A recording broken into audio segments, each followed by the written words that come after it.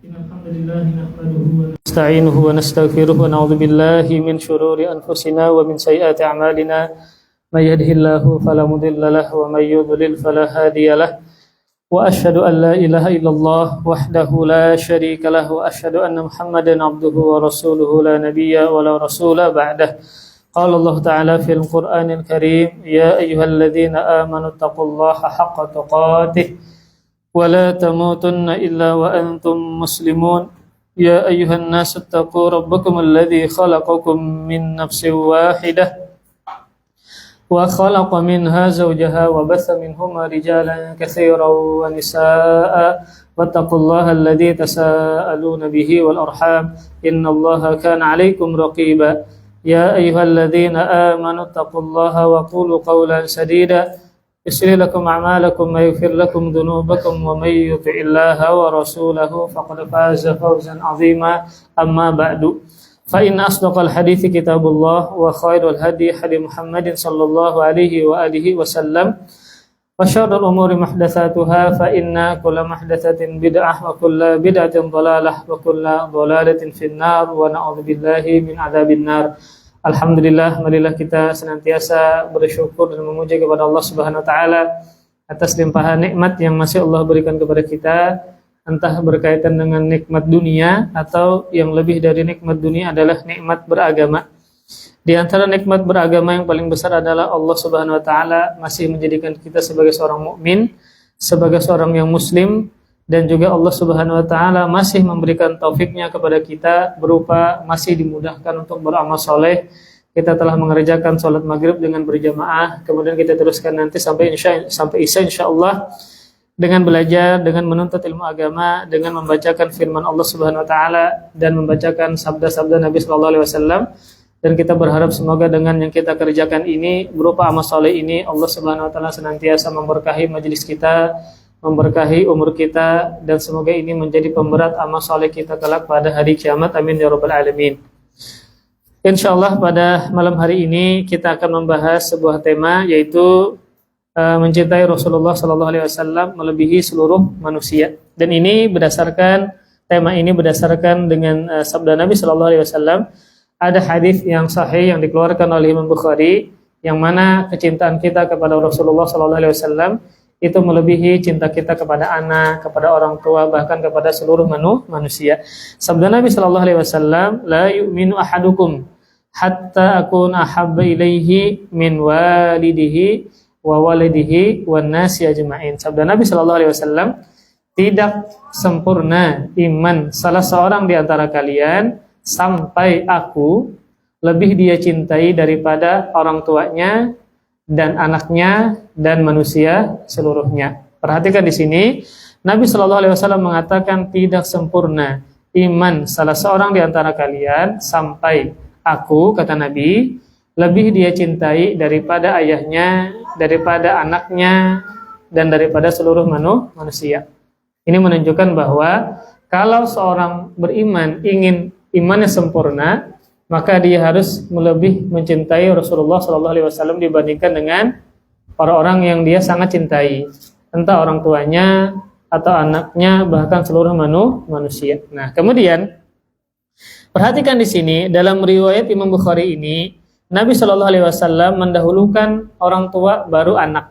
Kata Nabi SAW, sampai aku lebih dia cintai dibandingkan dengan orang tuanya dan anaknya dan manusia seluruhnya. Kenapa yang Nabi dahulukan orang tua baru anak?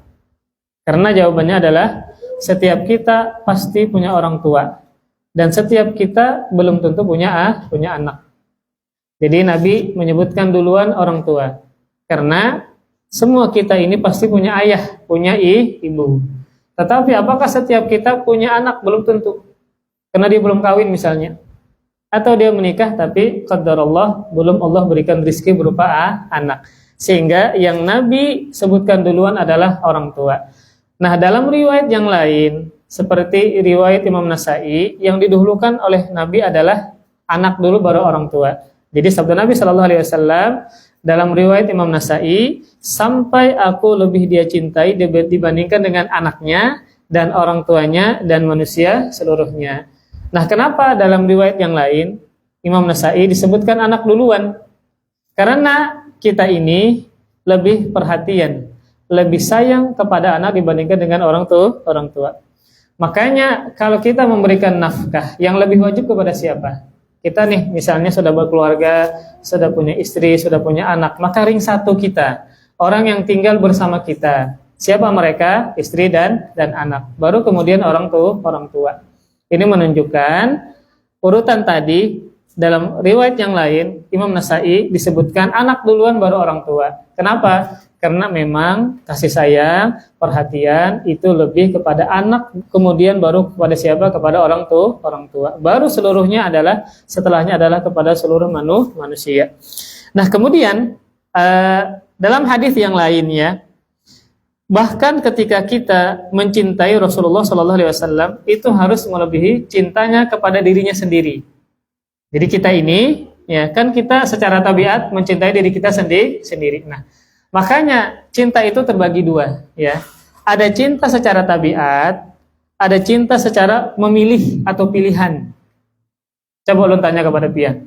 Kita cinta kepada anak itu pilihankah, tabiatkah? Tabiat. Maka orang kafir pun dia akan cinta kepada anaknya, itu tabiat.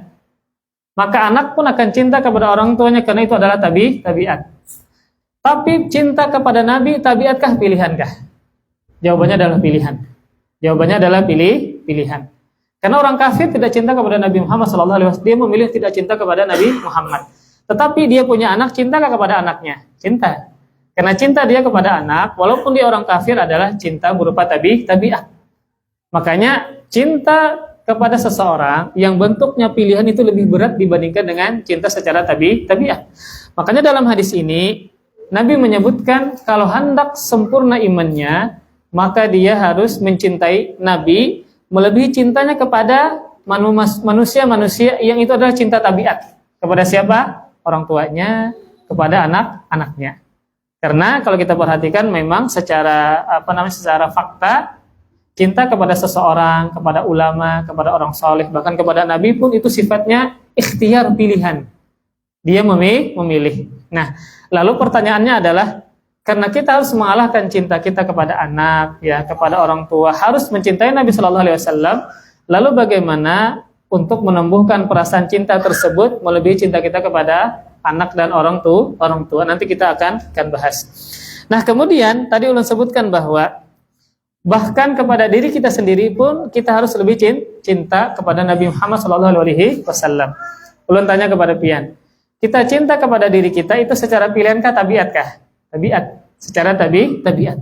Bahkan kepada Nabi Shallallahu Alaihi Wasallam pun kita harus lebih cinta kepada beliau dibandingkan dengan diri kita sendiri. Di antara dalilnya adalah ada sebuah hadis yang dikeluarkan oleh Imam Bukhari, yang mana Rasulullah Shallallahu Alaihi Wasallam suatu hari memegang tangan mertua beliau, khalifah yang kedua, Umar bin Khattab. Itu adalah mertua beliau.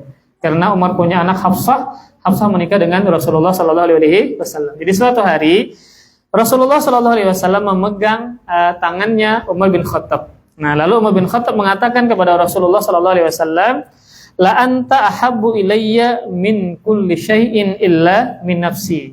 Kata Umar bin Khattab, sungguh engkau wahai Muhammad, wahai Rasulullah, yang lebih aku cintai daripada segalanya kecuali diriku sendiri. Kata siapa? Umar bin Khattab. Ini secara tabiat memang demikian. Kita ini diberikan tabiat cinta kepada diri sendiri. Nah, jadi Umar bin Khattab mengatakan kepada Nabi Shallallahu Alaihi Wasallam, sungguh engkau lebih aku cintai dibandingkan dengan segala sesuatu kecuali kepada diriku sendiri. Kata siapa? Umar bin Khattab radhiyallahu taala anhu.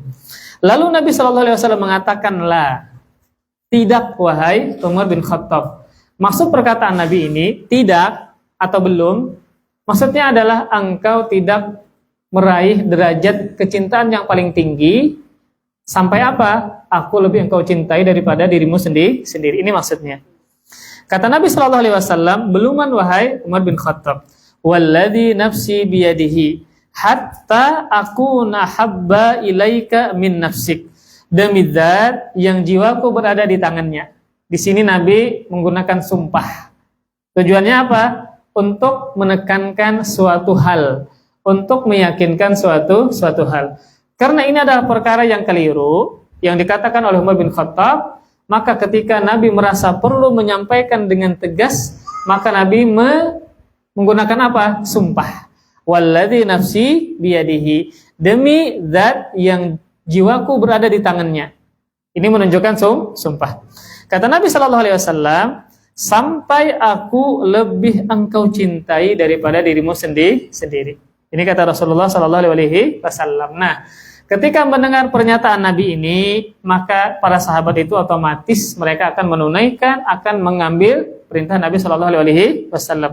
Lalu Umar pun mengatakan kepada Nabi sallallahu alaihi wasallam, fa innahul an. Apa kata Umar bin Khattab? Maka sungguh sekarang wahai Nabi. Maksudnya apa? Sekarang aku mencintai engkau lebih daripada diriku sendiri. Nah, kemudian kata Rasulullah sallallahu alaihi wasallam, al-an ya Umar. Sekaranglah wahai Umar. Apa maksudnya sekarang ini? Maksudnya adalah sekarang engkau mendapatkan atau meraih derajat yang paling tinggi. Kapan? Ketika engkau mencintaiku dibandingkan dengan dirimu sendiri. Ini menunjukkan apa? Menunjukkan bahwa kecintaan kita kepada Rasulullah SAW itu di atas semua makhluk, bahkan kepada diri kita sendiri. Nah, maka dalam hadis ini bisa kita tarik kesimpulan bahwa apapun yang bertentangan dengan sabda Nabi SAW, siapapun yang mengatakan, entah anak kita, entah orang tua kita, entah guru kita misalnya, entah pimpinan kita misalnya, entah ulil amri kita misalnya, kalau mereka menyuruh sesuatu hal yang bertentangan dengan perintah Nabi, mana yang pian ambil? Maka jawabannya adalah di sini yang menunjukkan kecintaan kita kepada Rasulullah SAW, kita memilih sabda Nabi SAW. Maka tidak ada tawar-menawar dalam perkara apa? Dalam perkara perintah. Maksudnya adalah misal, ketika pian diperintahkan orang tua pian, misalnya pian disuruh untuk membeli topi miring, bukan topi nang miring bujuran, bukan. Itu merek minuman keras, namanya topi miring. Kadang tertawanya lah, karena tahu kalian. Jadi macam-macam merek, ada topi miring, ada vodka, apalagi Pak. Banyak nama-nama minuman keras ya, mereknya. Jadi ketika disuruh oleh seseorang yang pian hormati, pian cintai secara tabiat orang tua pian, tapi beliau ini menyuruh pian kepada kemungkaran. Apakah ketika pian misalnya tidak mau membelikan, lalu pian dikatakan durhaka? Maka jawabannya tidak. Kenapa demikian? Karena perintah orang tua ini, membelikan miras ini bertentangan dengan perintah Nabi. Nabi melarang keras untuk mabuk-mabukan. Allah melarang keras dalam Al-Quran mabuk-mabukan. Sehingga ketika kita mengatakan cinta kepada Nabi SAW, maka sabda Nabi, perkataan Nabi melebihi seluruh makhluk. Walaupun misalnya orang tua kita yang menyuruh, anak kita yang meminta, terkadang demikian orang tua itu, misal ketika dihadapkan dengan anaknya, dia sangat sayang kepada anaknya, bahkan rela melakukan apapun yang bertentangan dengan syariat demi anaknya. Padahal itu bertentangan dengan syariat Nabi. Apa contohnya Pak? Misalnya, kesian kita lah yang sekarang terjadi di mana? Di Aceh dan Sumatera. Ya. Kita tidak mengatakan boleh menjarah, boleh untuk mencuri, tidak boleh. Ya, kalau minta-minta boleh nggak? Minta-minta boleh kalau dalam kondisi darurat, tapi mencuri nggak boleh.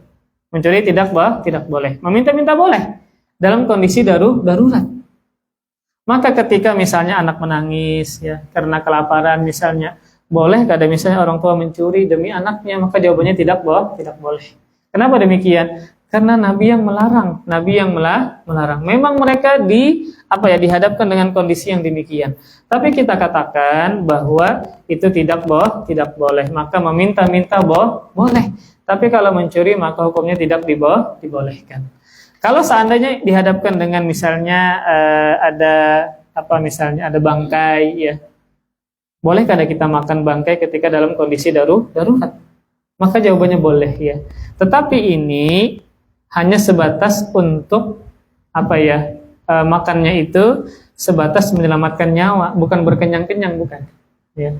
Kalau misalnya ada ada bangkai, ada sapi yang mati tenggelam, nah lamasnya kan karena karena banjir, bolehkah dimakan? Boleh. Ketika kondisi darurat, hendak mati kalau ada makan. Tapi kada boleh berkanyang-kanyang, diolah barbekyuan, sate kada boleh. Ini hanya sekedarnya saja. Nah ini kapan kita mengatakan demikian? Ketika ternyata itu bertentangan dengan Nabi Shallallahu Alaihi Wasallam, maka tidak boleh dia diamalkan. Kalau misalnya karena kecintaan dia kepada anaknya, lalu dia melakukan hal-hal yang diharamkan yang tidak dibolehkan oleh syariat. Mencuri tidak boleh, tetapi memakan bangkai boleh. Kenapa? Dalam kondisi dalam kondisi udzur.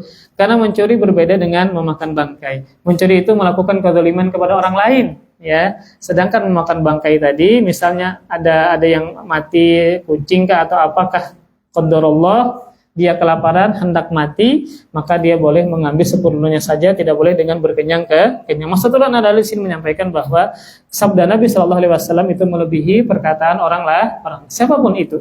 Ya, kenapa demikian kita sampaikan? Karena terkadang ada orang yang berlebih-lebihan kepada gurunya, kepada ustadznya, kepada kiainya, kepada habibnya, sehingga apa? Dia menyimpang atau menyelisihi sabda Nabi Shallallahu Alaihi Wasallam. Padahal dalam hadis ini disebutkan bagaimana Umar bin Khattab melakukan pernyataan yang mana beliau mengatakan bahwa engkau lebih aku cintai dibandingkan dengan diriku sendiri. Tetapi Nabi mengatakan itu adalah sebuah kekeliruan. Maka tanda cinta kepada Rasulullah SAW adalah mengambil perkataan beliau dan meninggalkan seluruh perkataan yang menyimpang dan menyelisih sabda Nabi Shallallahu Alaihi Wasallam. Nah, kemudian para ikhwas sekalian, lalu bagaimana caranya kita mencintai Nabi Shallallahu Alaihi Wasallam dengan cinta yang sesungguhnya? Bagaimana caranya kita mencintai Nabi Shallallahu Alaihi Wasallam dengan cinta yang sesungguhnya? Maka para ulama menyebutkan bahwasanya ada dua sebab yang membuat seseorang itu bisa mencintai orang lain, termasuk Rasulullah Shallallahu Alaihi Wasallam. Jadi ada dua sebab yang membuat kita itu cinta kepada orang lain, sekalipun tidak ada ikatan nasab, tidak ada ikatan kekeluargaan, ya. Apalagi kepada Rasulullah Shallallahu Alaihi Wasallam. Ulun-ulang, para ulama menyebutkan ada dua sebab yang membuat kita mencintai orang lain, termasuk Rasulullah Shallallahu Alaihi Wasallam. Nah, sebab yang pertama adalah dengan mengingat jasa dan kebaikan orang tersebut. Ini akan menumbuhkan cinta kita kepada orang tersebut. Nah, ini sifatnya umum, ya, entah kepada Nabi kah atau kepada selain Nabi. Kalau kita ingin menumbuhkan cinta kita kepada orang lain, yang pertama adalah caranya mengingat jasa dan kebaikan orang tersebut kepada kita. Maka kita kaitkan misalnya dalam praktek rumah tangga. Bagaimana istri lebih mencintai suaminya? Maka yang harus diingat oleh istri adalah kebaikan dan jasa suami. Maka jangan yang pian sebut, yang pian ungkit keburukannya saja. Kenapa demikian? Kebaikannya lebih banyak dibandingkan dengan keburukannya. Begitu pula sebaliknya suami. Bagaimana menumbuhkan kecintaan dia kepada sang istri, ingat jasa-jasa dan kebaikannya. Nah, apalagi dalam Al-Quran yang disebutkan oleh Allah Subhanahu Wa Taala, jasa orang tua adalah paling banyak ibu. Paling banyak apa? Ibu. Ada 3 jasa yang tidak bisa dilakukan oleh para suami, oleh laki-laki, yang hanya dilakukan oleh ibu kepada anaknya. Apa jasa tersebut? Yang pertama adalah mengandung, hamil. Laki-laki bisa nggak hamil? Ada bisa. Kira pian laki-laki nyaman gak ada hamil? Kada nyaman, Pak. Nah, bagi pian yang senantiasa hadir di samping bini pian, nah itu tahu melihat inya kasihan. Kadang macam-macam aneh-aneh, Pak. Jadi ulun mendengar cerita dari bini. Bini ulun punya banyak teman. Macam-macam tuh ketika hamil kondisi buruknya. Ada yang ketika hamil itu kada kawa lampu menyala, ayo pian, bekadap kamar. Cahaya matahari pun kada boleh masuk. Ini mungkin ada semacam apa, ketakutan, gemeter atau apa. Jadi malam bekadap, pian bayangkan 9 bulan kayak gitu, Pak. Bekadap na malam. Ayo pian. Itu bini pian guring na nyaman, guring higa. Ya, misalnya belampu atau apa. Ada juga bini kawan ulun juga nih, yang ketika inya hamil kada kawa makan. Akhirnya apa, berimpus ke rumah sakit aja pian. Itu hamil tak? Ini kada kawa nih, laki-laki hamil kada kawa, memang perempuan saja.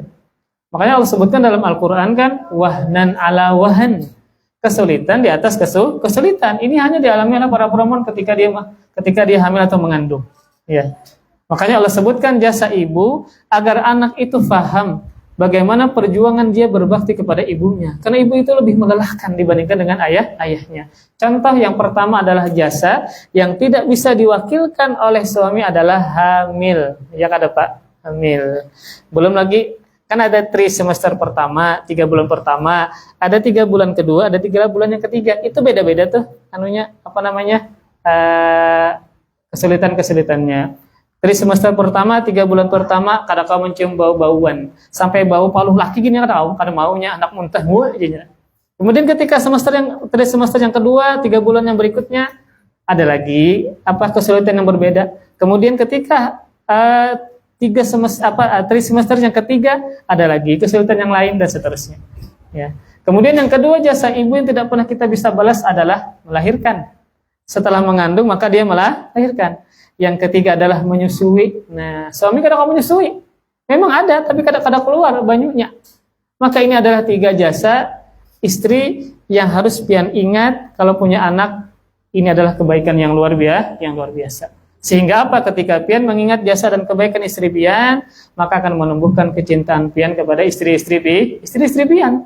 Demikian pula para istri, agar jangan sampai menyambati laki terus dikit-dikit ada kesalahan diungkit-ungkit, itu jangan ibu-ibu sekalian. Laki pian setiap hari sudah bercari macam-macam, sudah hirang leher guluan laki pian kemana-mana, kepanas, bahuma macam-macam, ya.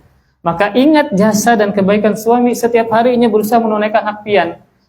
Sudah menyiapkan tempat tinggal, membayarkan listrik, membayarkan banyu, menyiapkan makanan, memberi duit, pulang subhanallah. Pian tinggal mengetik aja di rumah karena memikirkan macam-macam.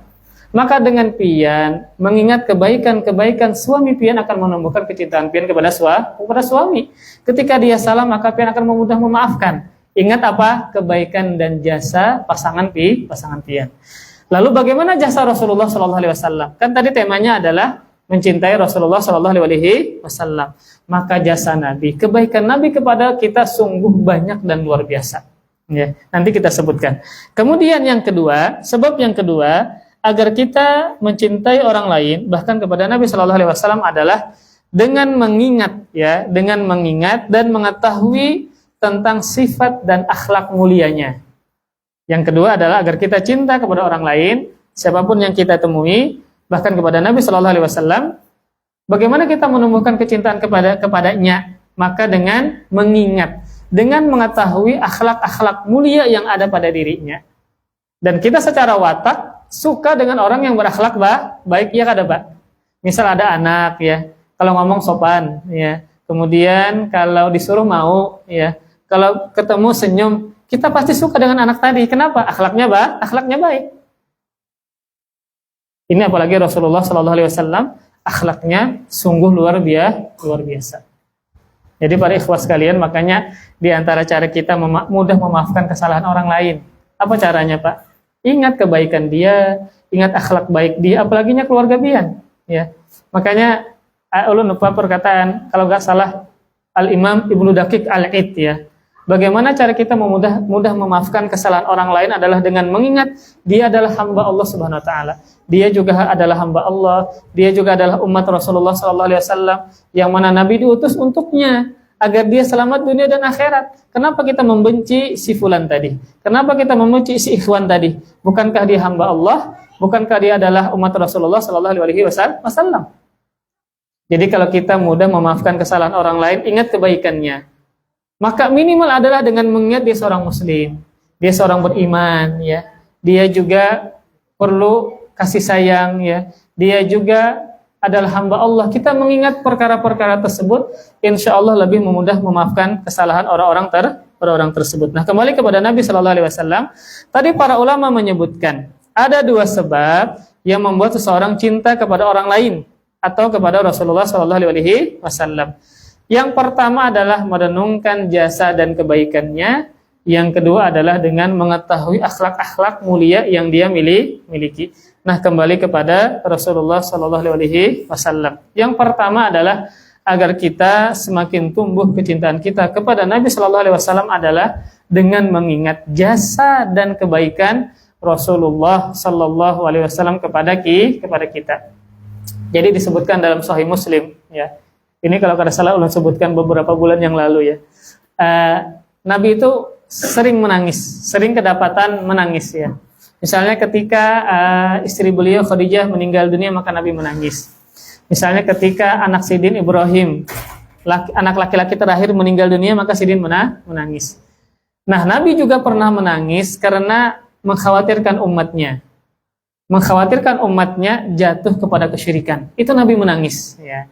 Jadi dalam Sahih Muslim, Nabi membaca firman Allah Subhanahu Wa Taala tentang ayat, yang mana ayat ini yang pertama tentang kesyirikan terjadi di zaman Nabi Ibrahim. Yang mana kaum Nabi Ibrahim, bahkan abah Nabi Ibrahim itu sebagai pemahat patung kemudian disembah. Jadi kaumnya Nabi Ibrahim itu ada yang menyembah berhala, ada yang menyembah benda-benda langit. Ya. Jadi kaumnya Nabi Ibrahim itu lengkap ya. Ada yang menyembah benda-benda bumi seperti berhala, bebatuan. Ada juga kaum Nabi Ibrahim yang mana mereka menyembah benda-benda langit seperti matahari, seperti bulan dan seterusnya.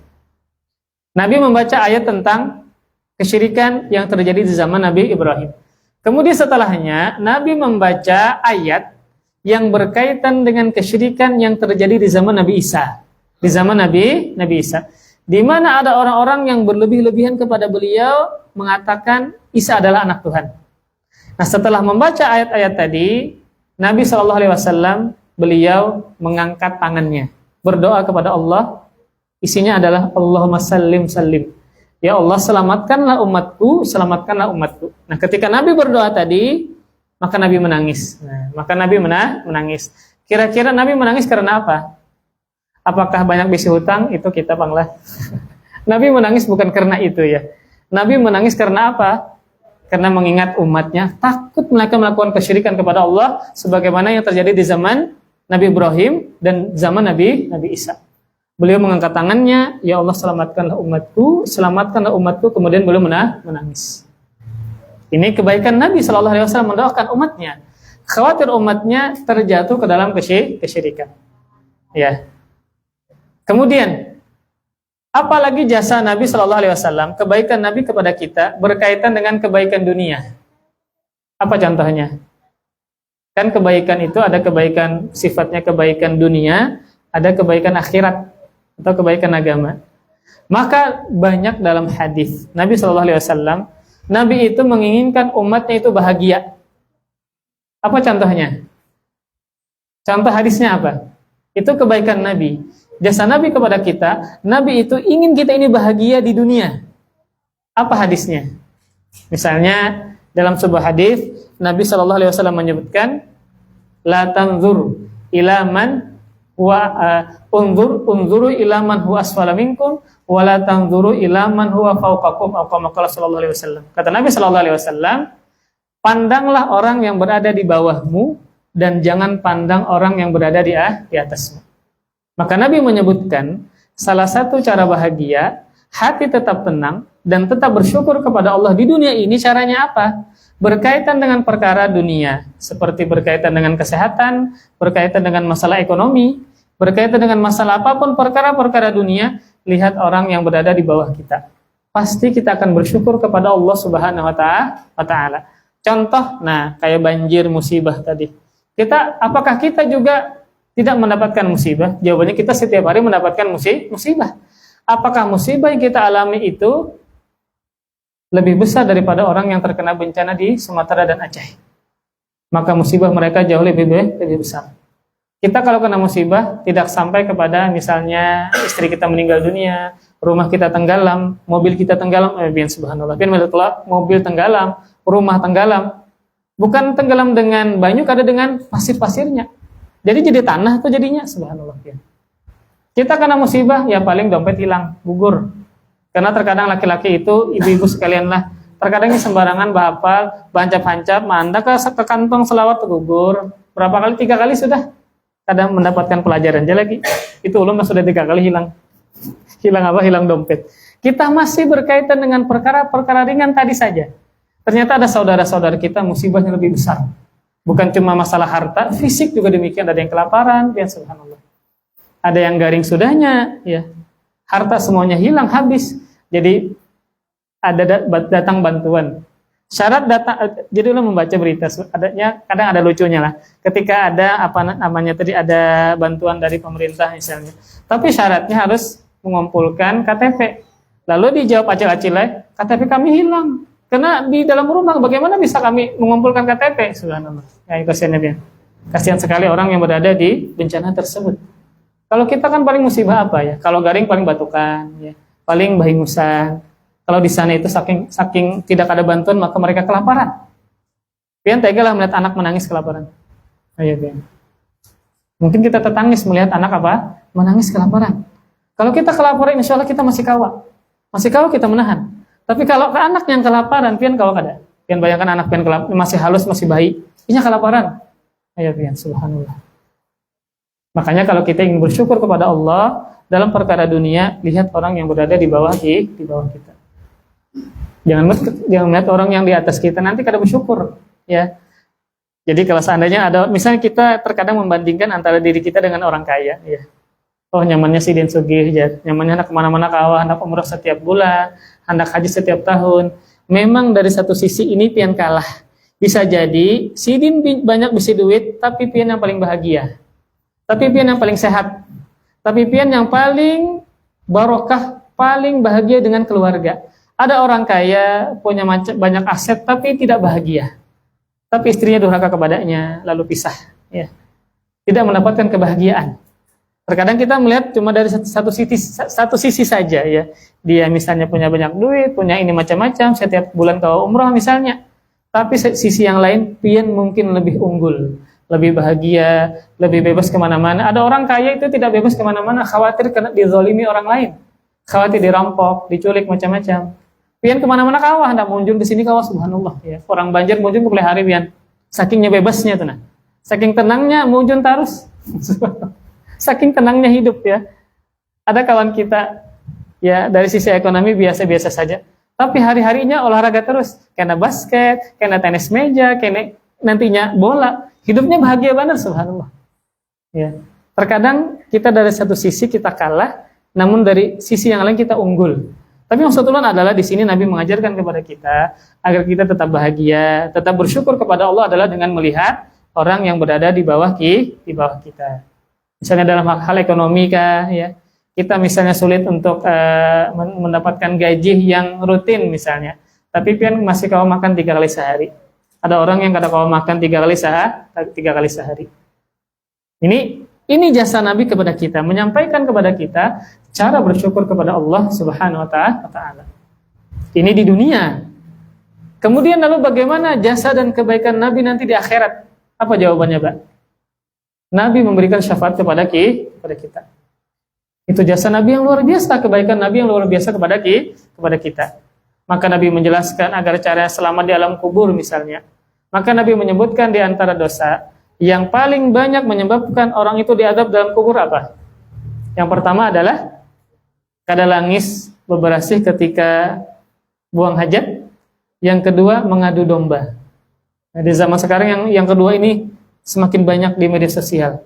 Di mana ada akun mengadu domba antara kita dengan pemerintah misalnya. Mengadu domba antara kita dengan sesama muslim misalnya. Maka dengan akun palsu, maka dia mengadu domba dan seterusnya. Maka Nabi mengajarkan kita cara selamat di akhirat.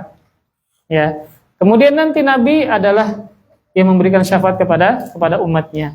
Dan juga ketika kita berada di padang mahsyar, maka Nabi punya haud, punya telaga, ya, yang dinamakan dengan telaga Al-Kautsar, yang sumbernya berada di dalam surga. Yang Nabi langsung dengan tangannya memberikan minum kepada kita Rasulullah Shallallahu Alaihi Wasallam. Ini menunjukkan jasa dan kebaikan Nabi yang luar biasa kepada kita. Ingin selamat dunia akhirat, ingin kita apa? Bahagia dunia akhirat. Maka kalau kalian sudah tahu seperti ini, kebaikan Nabi sungguh luar biasa. Beliau berjuang agar orang-orang mau beriman kepada Allah Subhanahu wa taala, sama-sama masuk surga. Ini adalah kebaikan dan jasa Rasulullah Shallallahu Alaihi Wasallam yang tidak mungkin kita nafikan. Nah, oleh karena kebaikan Nabi luar biasa ini melebihi kebaikan jasa dan kebaikan orang tua kita kepada kita. Coba ulun tanya kepada pian. Orang tua pian itu kebaikan dan jasanya apa? Biasanya hanya perkara dunia saja, iya kada Pak? Cuma misalnya memperhatikan makannya, pakaiannya. Terkadang masalah sholat kada diajarkan. Terkadang masalah wudu kada diajarkan. Cuma dia kebaikannya dari sisi dunia saja. Sehingga ketika kebaikan mereka hanya pada satu sisi saja, maka menunjukkan harus cinta kepada Nabi Shallallahu Alaihi Wasallam. Karena cinta kita kepada Nabi, karena kebaikan Nabi adalah kebaikan dunia dan akhirat kepada kita. Itu yang pertama ya. Jadi menumbuhkan perasaan cinta kita kepada Nabi Shallallahu Alaihi Wasallam adalah dengan merenungkan dan mengingat kebaikan-kebaikan dan jasa Rasulullah Shallallahu Alaihi Wasallam yang luar biasa banyaknya kepada kita. Nah, kemudian yang kedua, sebab yang kedua agar kita semakin cinta kepada Rasulullah Shallallahu Alaihi Wasallam adalah dengan mengenal dan mengetahui sifat-sifat dan akhlak mulia yang dimiliki oleh Rasulullah Shallallahu Alaihi Wasallam. Maka siapa yang tidak kenal dengan Rasulullah Shallallahu Alaihi Wasallam, akhlaknya sungguh luar biasa. Ya. Jadi Nabi itu kalau berkaitan dengan hak beliau, misalnya hak Nabi itu dirusak, beliau disambati macam-macam, maka Nabi itu tidak ingin membalas, tidak marah ya. Tapi kalau hak Allah dirusak, dilanggar, baru Nabi marah. Jadi Nabi pernah sholat di Masjidil Haram, di belakang Ka'bah. Ketika Nabi sholat, ada orang yang menumpahkan isi perut onta ke tubuh Nabi. Nabi sedang sholat. Ya. Apakah Nabi membalas? Maka jawabannya tidak. Bahkan siapa yang menyingkirkan isi perut onta tadi di tubuh Nabi? Itu Fatimah. Sidin menangis ketika membersihkan tubuh Nabi dari isi perut onta tadi. Artinya mungkin anak akan mengatakan, apakah seperti ini ya perlakuan orang lain kepada ayah beliau, yang mana ayah beliau cuma ingin mengajak orang untuk hanya menyembah Allah saja. Ya, tidak ada yang lain, cuma apa? Cuma Nabi mengajak mereka untuk menyembah Allah saja. Apakah balasannya sedemikian rupa? Ya, macam-macam, dijahati, disambati macam-macam. Sampai Fatimah menangis. Ya. Maka lihatlah akhlak Rasulullah SAW. Bahkan Allah bersumpah dalam Al-Quran dengan menyebutkan nun wal qalami wa ma yasturun. Untuk apa Allah bersumpah? Dengan mengatakan wa innaka la'ala khuluqin azim. Sungguh engkau wahai Muhammad benar-benar berada di atas akhlak yang agung. Allah bersumpah untuk menegaskan bahwasanya Rasulullah SAW adalah sosok yang memiliki akhlak yang sangat mulia. Makanya ketika Aisyah ditanya bagaimana akhlak Nabi, apa jawaban dari Aisyah? Maka Aisyah menjawab, kana khuluquhul Quran. Akhlak Nabi adalah Al-Quran. Nah, jadi Al-Quran berjalan itu siapa? Rasulullah SAW. Maksudnya adalah apa yang diperintahkan dalam Al-Quran itu Nabi gawi. Apa yang dilarang dalam Al-Quran maka Nabi tinggalkan. Kemudian sifat yang baik dalam Al-Quran Nabi kerjakan, sifat buruk dalam Al-Quran maka Nabi tinggalkan. Itu yang dimaksud dengan akhlak Nabi adalah Al-Quran. Nabi adalah sosok yang sangat mengamalkan isi Al-Quran. Nah kemudian tadi ulun sebutkan bahwa sebab yang kedua agar kita semakin cinta kepada Nabi SAW adalah dengan mengenali dan merenungkan sifat dan akhlak mulia Rasulullah Sallallahu Alaihi Wasallam. Nah, di antaranya adalah bagaimana kita cinta kepada Nabi dengan melihat akhlak Nabi dan sifat Nabi. Di antara hal tersebut juga adalah dengan mengetahui nama-nama Rasulullah Sallallahu Alaihi Wasallam. Nah, karena nama Nabi itu banyak, ya, tidak cuma Muhammad saja, ada nama-nama yang lain. Jadi ada pepatah Arab mengatakan, sesuatu yang agung itu pasti banyak memiliki nama. Sesuatu yang mulia itu dia pasti banyak memiliki nama. Nah, sebagaimana Allah Ta'ala banyak memiliki nama, maka Allah adalah zat yang maha agung. Maka demikian pula Rasulullah SAW itu banyak memiliki nama. Dan nama-nama beliau itu terkandung sifat yang baik yang beliau amalkan. Bukan hanya sebatas nama yang kosong yang tidak diamalkan maknanya. Ini berbeda dengan kita. Misal, ya, contoh saja, di zaman Nabi ada orang musyrikin namanya Abdullah. Namanya apa? Abdullah. Abdullah artinya apa? Abdullah, hamba Allah kan? Seharusnya dia menghambakan dirinya hanya kepada Allah. Tapi dia juga menyembah berhala. Berarti nama yang dia miliki tidak dia amalkan. Berarti Abdullah hanya sebatas nama, tapi dia tidak mengamalkan kelaziman yang ada pada namanya, hamba Allah. Bisa dipahami, Pak? Misal ada orang namanya Hasan, contoh namanya Hasan. Apa artinya Hasan?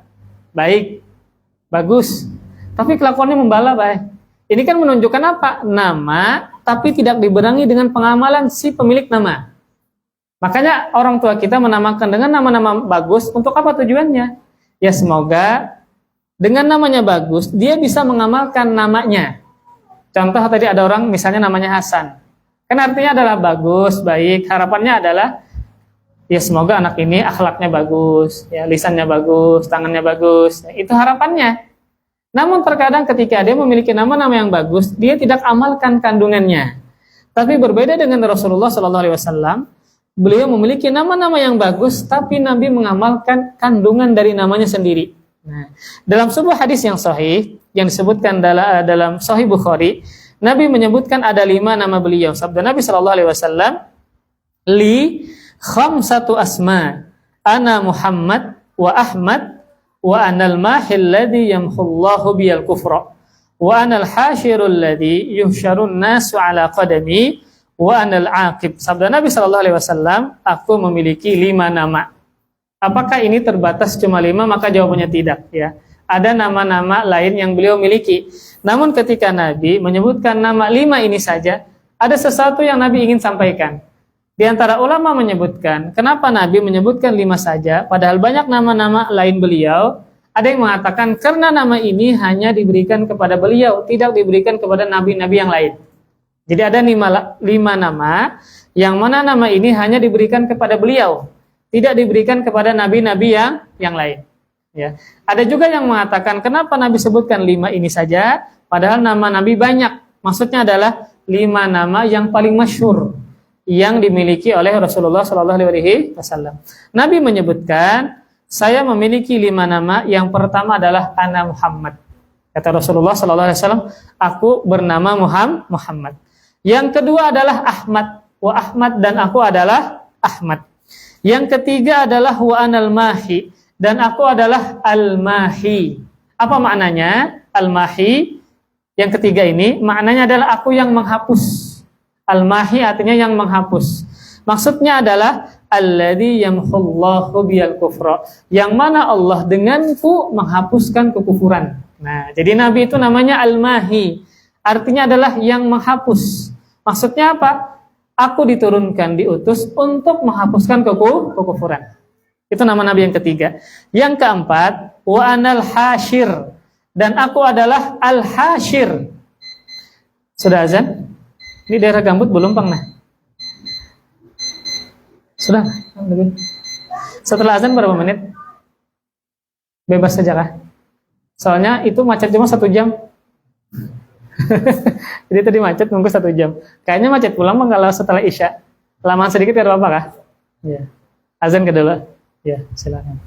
Di Gambut 1 menit lagi Gambut. Ayo silakan. Ayo.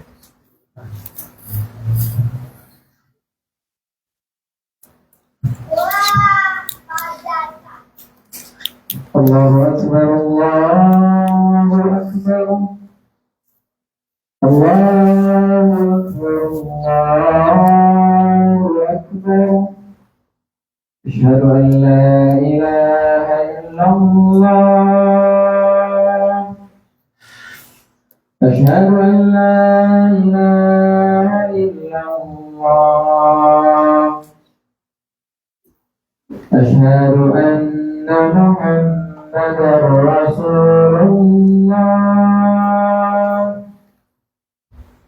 asyhadu anna Muhammadar Rasulullah. Hayya 'alas salat, hayya 'alas salat, hayya 'alal falah, hayya 'alal falah. Allahu Akbar, Allahu Akbar, la ilaha illallah.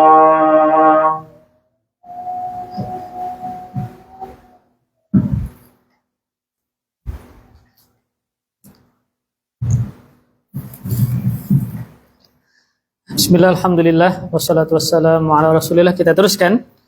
Nabi SAW bersabda bahwa beliau memiliki 5 nama. Namun nama Nabi itu banyak ya. Bahkan Ibnu Qayyim menyebutkan ada 200-an. Ada 200-an nama beliau. Yang mana setiap nama beliau itu memiliki makna-makna yang indah yang beliau amalkan, amalkan. Jadi kenapa Nabi menyebutkan 5 di sini? Ada yang mengatakan 5 ini adalah nama yang hanya diberikan kepada beliau saja, tidak diberikan kepada nabi-nabi yang lain. Ada yang mengatakan 5 ini adalah nama yang paling masyhur, nama yang paling terkenal yang dimiliki oleh Nabi Shallallahu Alaihi Wasallam. Yang pertama adalah Muhammad, yang kedua adalah Ahmad, yang ketiga adalah Al-Mahi. Al-Mahi yang menghapuskan. Maksudnya adalah menghapuskan kekufuran. Yang keempat adalah Al-Hashir yang mengumpulkan. Maksudnya adalah alladzi yuhsyarun nasu ala qadami, yang manusia itu dikumpulkan di atas kakiku ya, atau di bawah kakiku. Nanti kita jelaskan. Yang kelima adalah wa anal aqib, al-aqib, ain, qaf dan bal dan ba, ain, qaf dan ba. Al-aqib, aku adalah al-aqib yang tidak ada nabi setelahku. Al-aqib adalah yang tidak ada nabi setelahku.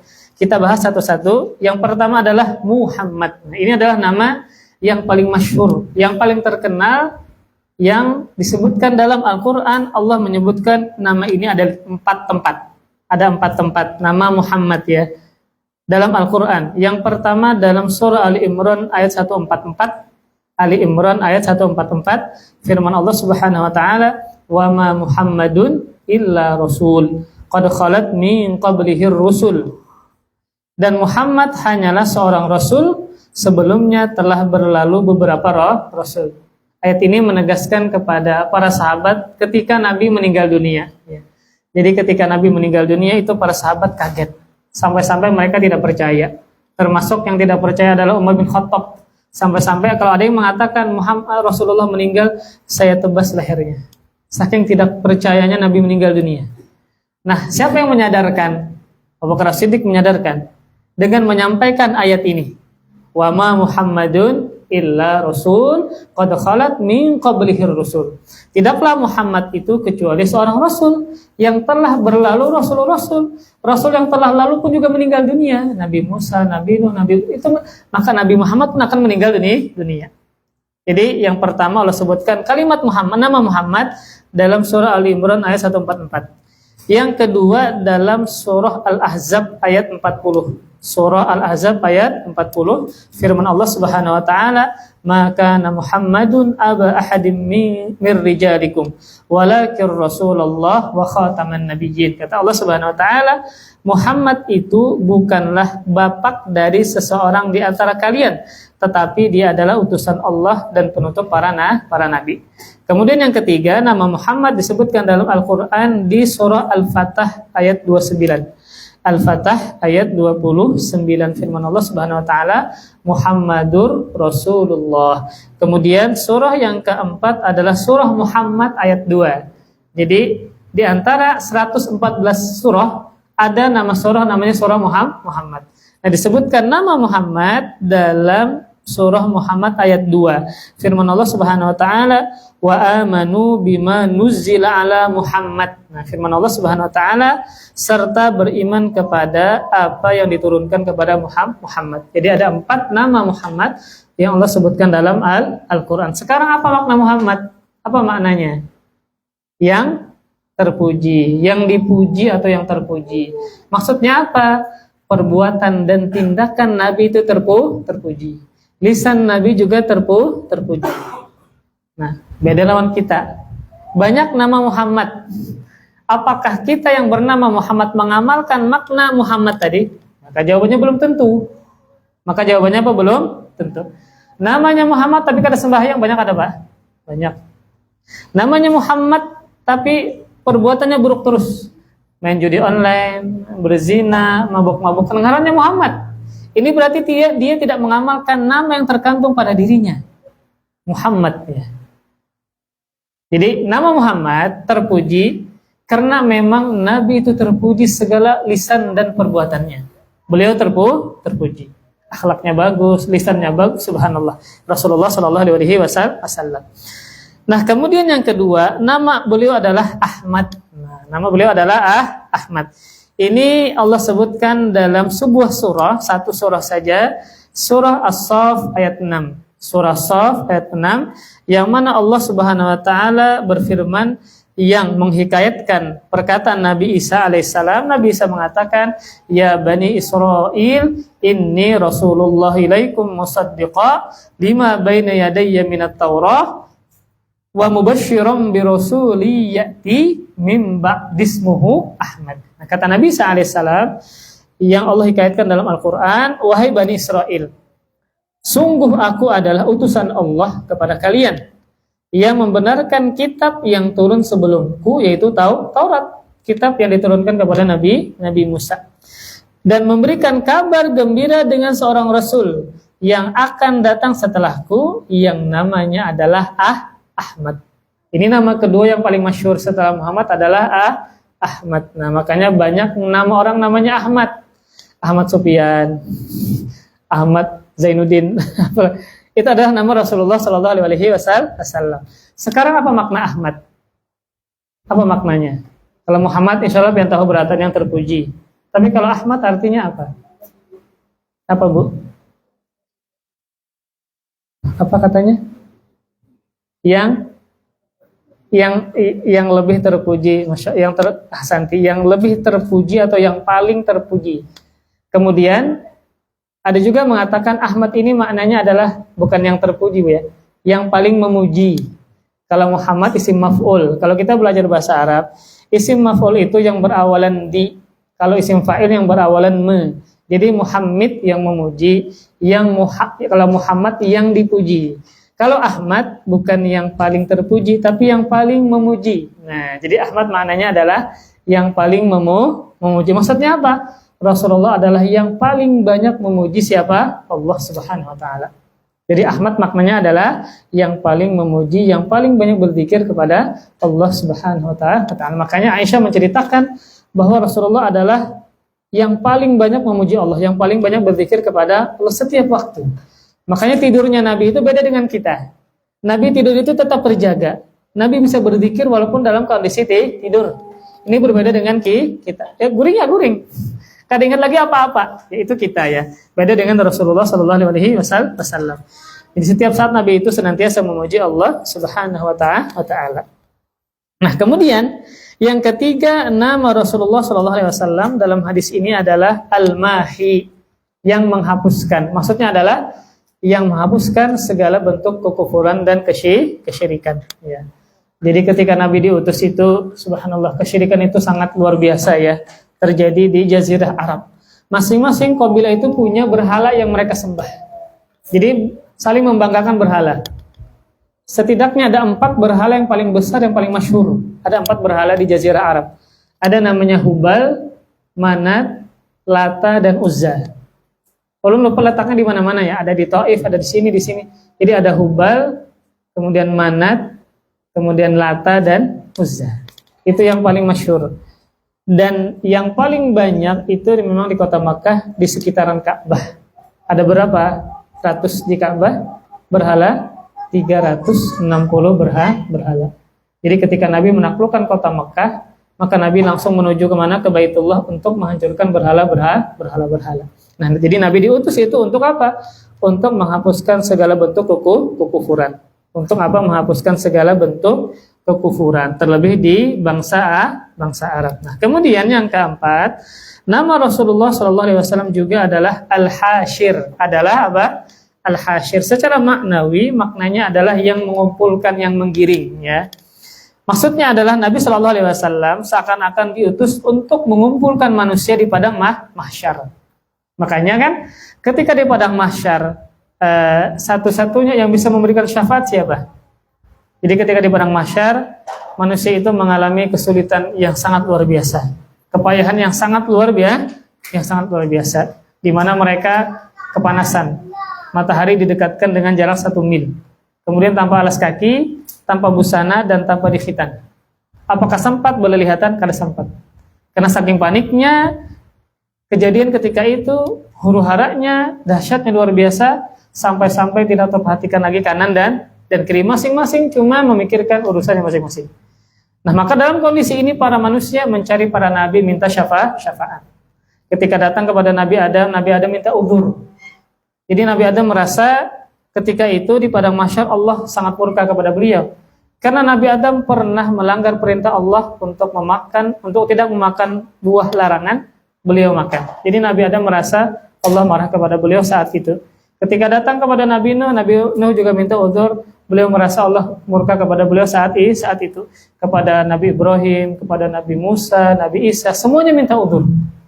Ketika mereka datang terakhir kepada Rasulullah SAW, maka Rasulullah bisa memberikan syafaat. Maka ini disebut dengan syafaatul uzma, syafaat yang besar, yang meliputi seluruh manusia. Bukan cuma umat beliau saja, umat yang lain pun juga mendapatkan syafaatnya. Berupa apa? Berupa dipercepat prosesnya. Cuma dipercepat, mereka minta syafaat kepada para nabi. Maka ini yang bisa memberikan syafaat cuma siapa? Rasulullah SAW, sehingga beliau dinamakan dengan Al-Hasyir, yang mengumpulkan. Yang mana para manusia dikumpulkan ya di atas kaki beliau. Maksudnya adalah ketika beliau bisa memberikan syafaat kepada mereka pada hari kiamat. Kemudian yang kelima, yang terakhir pada hadis ini adalah Nabi menyebutkan nama beliau, yaitu Al-Aqib. Al-Aqib. Maknanya adalah alladzi laisa ba'dahu nabi, yang tidak ada setelahnya nabi. Al-Aqib, yang datang penghabisan. Nabi yang terakhir, yang tidak ada setelahnya nabi. Jadi Nabi SAW adalah khatamul anbiya wal mursalin, penutup para nabi dan para rasul. Kemudian, dalam hadis yang lain ya, di antara nama Rasulullah SAW juga adalah Al-Mutawakkil. Al-Mutawakkil. Bagus dengerin anak namanya Mutawakkil. Orang yang sangat bertawakal kepada Allah. Harapannya adalah semoga anak ini bertawakal kepada Allah Subhanahu wa taala. Jadi Nabi di antara nama beliau adalah Al-Mutawakkil. Ini sebagaimana yang disebutkan dalam Sahihul Bukhari dari sahabat yang mulia Abdullah bin Amr bin As radhiyallahu taala anhuma, bahwa dalam Sahih Bukhari tersebut beliau membaca Taurat yang diturunkan kepada Nabi Musa. Lalu mendapatkan di dalam Taurat tadi firman Allah Subhanahu wa taala tentang Nabi Muhammad sallallahu alaihi wasallam, anta abdi wa rasuli samaitukal mutawakkil. Engkau wahai Muhammad adalah hambaku dan utusanku, dan aku menamakanmu dengan al-mutawakkil. Apa makna al-mutawakkil? Orang yang sangat bertawakal kepada Allah Subhanahu wa taala. Terus kan nih? Minum dulu nah. Bismillah. Sedikit lagi baru nanti pertanyaan. Jadi nama Rasulullah SAW adalah Al-Mutawakkil. Apakah Nabi mengamalkan yang terkandung pada namanya? Iya, Nabi adalah Sayyidul Mutawakkilin.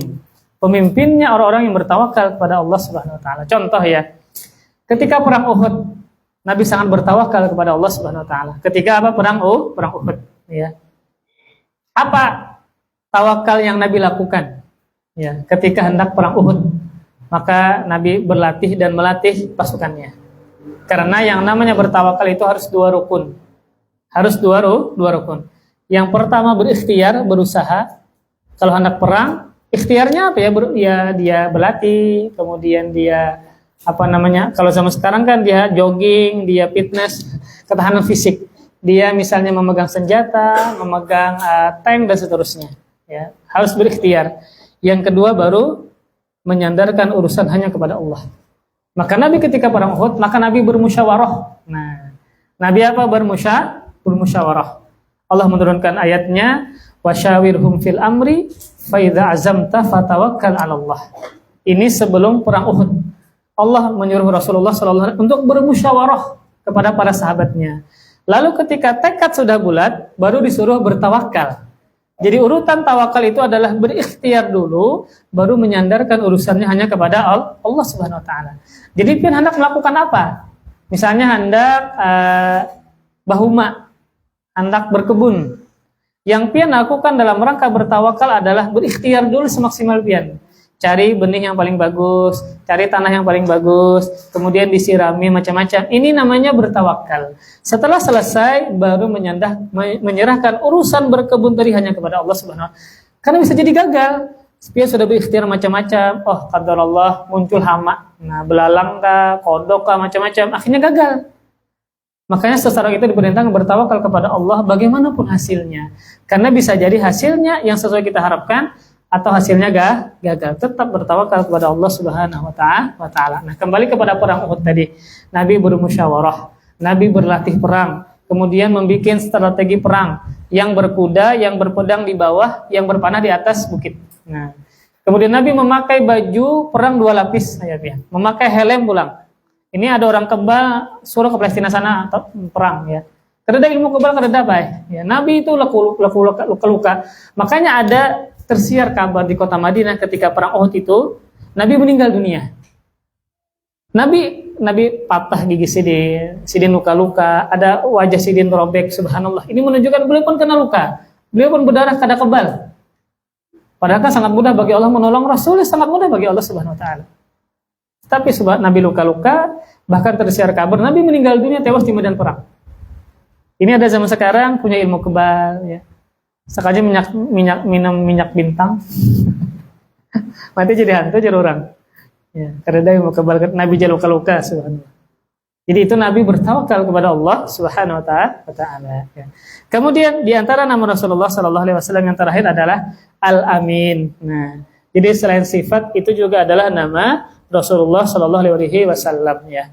Ini sebagaimana hadis yang dikeluarkan oleh Bukhari dan Muslim, Nabi Shallallahu Alaihi Wasallam bersabda, "Ala ta'manuni wa ana aminu man fis sama." Sabda Nabi Shallallahu Alaihi Wasallam, apakah kalian tidak percaya kepadaku, sedangkan yang ada di langit yaitu Allah adalah percaya kepadaku. Aku adalah kepercayaannya orang zat yang ada di langit. Nabi menyebutkan di sini amin, aminu man fis sama. Aku adalah kepercayaan, aku adalah aminnya siapa? Zat yang berada di langit yaitu Allah Subhanahu wa taala. Jadi Nabi adalah yang bersifat dan bernamakan Al-Amin, orang yang sangat amanah, orang yang sangat dipercaya. Buktinya adalah orang kafir Quraisy sangat percaya kepada Rasulullah Sallallahu Alaihi Wasallam. Jadi orang Quraisy ini mereka kan suka berdagang. Jadi mata pencaharian utama mereka adalah berdagang. Kalau penduduk kota Madinah dengan bertani, makanya banyak pohon kurma di kota Madinah. Nah, ketika mereka safar, misal ke Yaman, ke Syam berdagang, itu mereka menitipkan benda-benda berharga mereka kepada siapa? Rasulullah Sallallahu Alaihi Wasallam.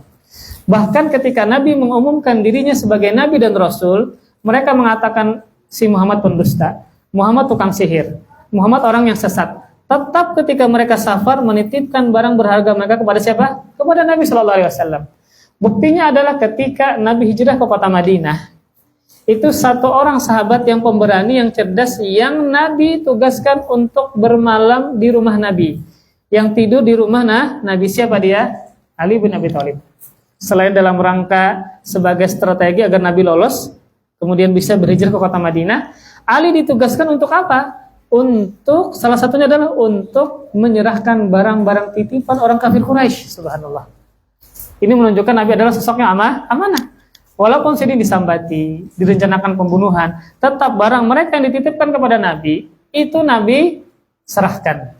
Jadi setelah Nabi berhijrah ke kota Madinah, selama 3 hari, Ali bin Abi Thalib itu menyerahkan benda-benda berharga kepada pemiliknya, orang-orang kafir Quraisy.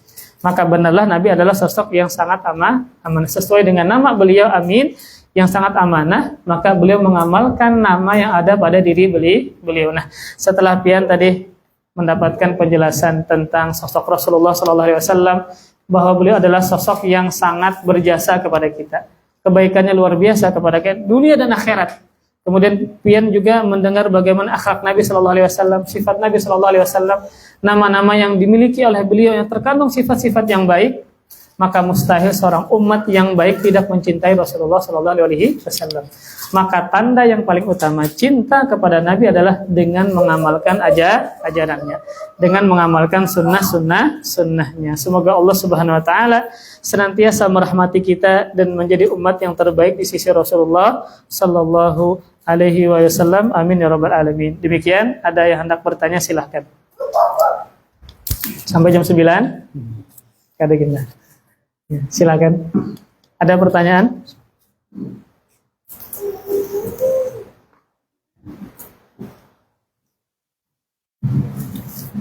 Mohon kededa kita sembayangan. Cukuplah. Ibu-ibu ada, Bu? Ada. Demikian, semoga Allah memberkahi majelis kita dan semoga kita bisa mengamalkan ilmu yang sudah kita dapatkan. Amin ya rabbal alamin. Demikian, kita tutup dengan doa kafaratul majlis. Subhanakallah bihamdika asyhadu an la ilaha illa anta astaghfiruka wa atubu ilaik. Wassalamualaikum warahmatullahi wabarakatuh.